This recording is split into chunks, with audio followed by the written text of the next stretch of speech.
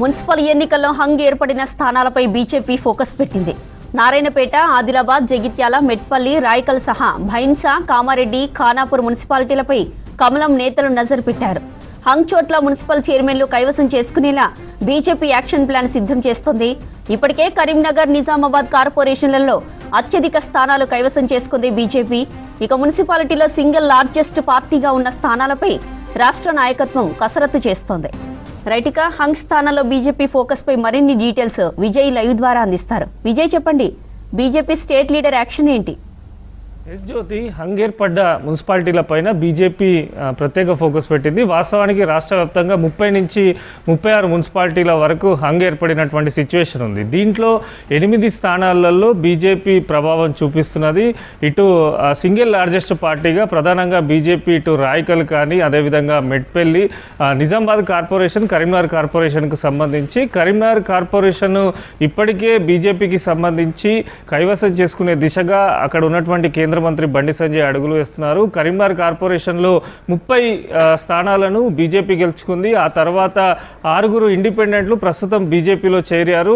X అఫీషియోగా కేంద్ర మంత్రి బండి సంజయ్ ఎంపీగా ఉంటారు కనుక 37 స్థానాలకు బీజేపీ బలం చేకూరుతుందని చెప్పి కూడా పార్టీ భావిస్తుంది. అయితే ఇందాకనే మంత్రి పొన్నం ప్రభాకర్ కూడా కరీంనగర్ కార్పొరేషన్ పైన కీలక కామెంట్స్ చేశారు.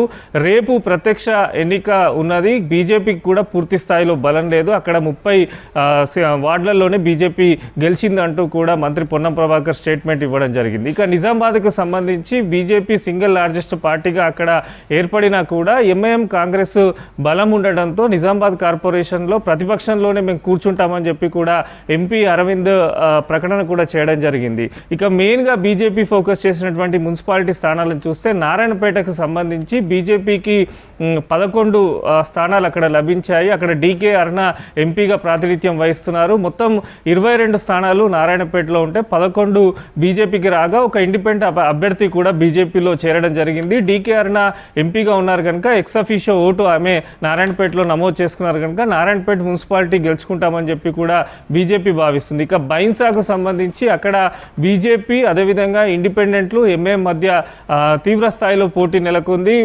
ఎంఐఎంకు సంబంధించి అక్కడ మెజార్టీ సాధించగా ఇండిపెండెంట్లను బీజేపీ కలుపుకొని వెళ్తే మాత్రం బైన్సాలో అక్కడ ఉండేటువంటి స్థానిక ఎమ్మెల్యే ఎక్స్ అఫీషియో ఓటు నమోదు చేసుకుంటే బైన్సాలో కూడా బీజేపీ గెలుచుకునే అవకాశాలు ఉన్నట్టు కూడా రాష్ట్ర నాయకత్వం, బీజేపీ నాయకత్వం భావిస్తుంది. కామారెడ్డి మున్సిపాలిటీకి సంబంధించి కామారెడ్డి అక్కడ బీజేపీ ఎమ్మెల్యే ఉన్నారు. అయితే అక్కడ ఉన్నటువంటి ఇండిపెండెంట్లు కాంగ్రెస్లో చేరడంతో అక్కడ కామారెడ్డిలో బీజేపీకి ప్రస్తుతం 17 వరకు బలం ఉంది. 17 స్థానాల్లో కాటిపల్లి వెంకటరమణారెడ్డి ఎమ్మెల్యే ఉన్నారు కనుక ఆయన ఎక్స్ అఫీషియోగా నమోదు చేసుకోవాలని చెప్పి కూడా ఆయన భావిస్తున్నారు. ఇక ఇండిపెండెంట్లు అక్కడ ప్రధానంగా కామారెడ్డిలో కాంగ్రెస్, బీజేపీ, బీఆర్ఎస్ మధ్యనే తీవ్రస్థాయిలో పోటీ కొనసాగుతున్నది. దీనికి సంబంధించి క్యాంపు రాజకీయాలు అక్కడ నడుస్తున్నాయి. బీఆర్ఎస్ ఎవరికి మద్దతు ఇస్తే కామారెడ్డి మున్సిపల్ సంబంధించినటువంటి చైర్మన్ పీఠాన్ని కైవసం చేసుకునే అవకాశం ఉన్నట్టు కూడా తెలుస్తుంది. అయితే స్వతంత్రులు లేకపోవడం, బీఆర్ఎస్, బీజేపీ, కాంగ్రెస్ మధ్యలో పోటీ ఉండడంతో కామారెడ్డి కూడా చాలా ఇంట్రెస్టింగ్గా మారింది. ఇక ఓవరాల్గా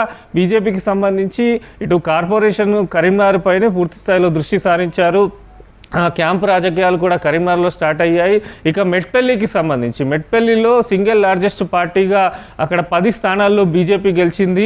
రాయకల్లో కూడా అదే పరిస్థితి కొనసాగుతున్నది. రాయకల్కు సంబంధించి ఏ రకంగా నిర్ణయం తీసుకుంటారనే దానిపైన కూడా ప్రధానంగా చర్చ జరుగుతున్నది. అయితే బీజేపీకి సంబంధించిన రాష్ట్ర అధ్యక్షుడు రామచంద్రరావు కూడా దీనిపైన ప్రకటన చేయడం జరిగింది. ఇటీవల మనం చూసాం, మేము ఎవరికి మద్దతు తెలిపాం, కానీ ఎవరైనా ఇండిపెండెంట్లు ఇతర పార్టీకి సంబంధించినటువంటి నేతలు తమకు మద్దతు ఇస్తే తీసుకుంటామని చెప్పి కూడా ఆయన స్టేట్మెంట్ ఇచ్చారు. అయితే స్థానికంగా ఉండేటువంటి ఎంపీలు, ఎమ్మెల్యేలకు పూర్తి స్థాయిలో బాధ్యతలు అప్పజెప్పారు. కొన్ని చోట్ల ఎక్కడైతే బీజేపీ గెలిచే అవకాశాలు ఉన్నాయో ఆయా స్థానాలపైన రాష్ట్ర నాయకత్వం నేరుగా ఫోన్ చేసి అక్కడ ఉన్నటువంటి వారితో మాట్లాడుతుంది. ఇక ఆదిలాబాద్ విషయానికి వస్తే ఆదిలాబాద్లో ఊహించని పరిణామాలు ఎదురవుతున్నాయి. సింగిల్ లార్జెస్ట్ పార్టీగా 21 స్థానాల్లో బీజేపీ గెలిచినప్పటికీ అక్కడ ఇండిపెండెంట్లు 5 నిన్న అర్ధరాత్రి కాంగ్రెస్కు సపోర్ట్ చేయడంతో అక్కడ కాంగ్రెస్, ఇండిపెండెంట్లు కలిపి దాదాపు 22 స్థానాల వరకు చేరుకునేటువంటి అవకాశం ఉందని సమాచారం కూడా అందుతుంది. అయితే ఆదిలాబాద్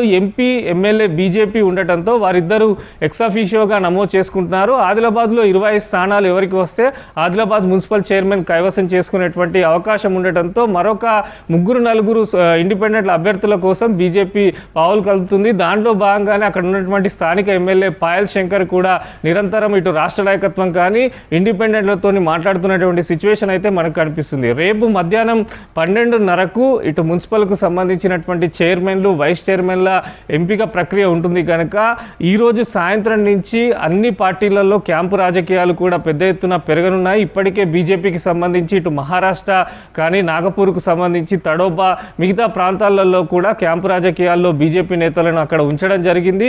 ఇక బీఆర్ఎస్కు సంబంధించి కూడా అదే విధంగా కొనసాగుతున్నది. కాంగ్రెస్ పార్టీ కూడా పూర్తి స్థాయిలో క్యాంపు రాజకీయాలు కూడా చేస్తున్నది. రేపు ఉదయం ప్రతి ఒక్కరు కూడా ఆయా మున్సిపాలిటీలకు సంబంధించినటువంటి ప్రదేశాలకు చేరుకుంటారు. రేపు 12:30కు మొత్తంగా కూడా అన్ని స్థానాలకు సంబంధించిన రిజల్ట్స్ అయితే రానున్నాయి. ఎక్కడైతే బీజేపీకి సంబంధించి బలం ఉందో ఆ స్థానాలు కైవసం చేసుకోవాలని చెప్పి కూడా ఇటు బీజేపీ పట్టుదలతో ఉంది. జ్యోతి.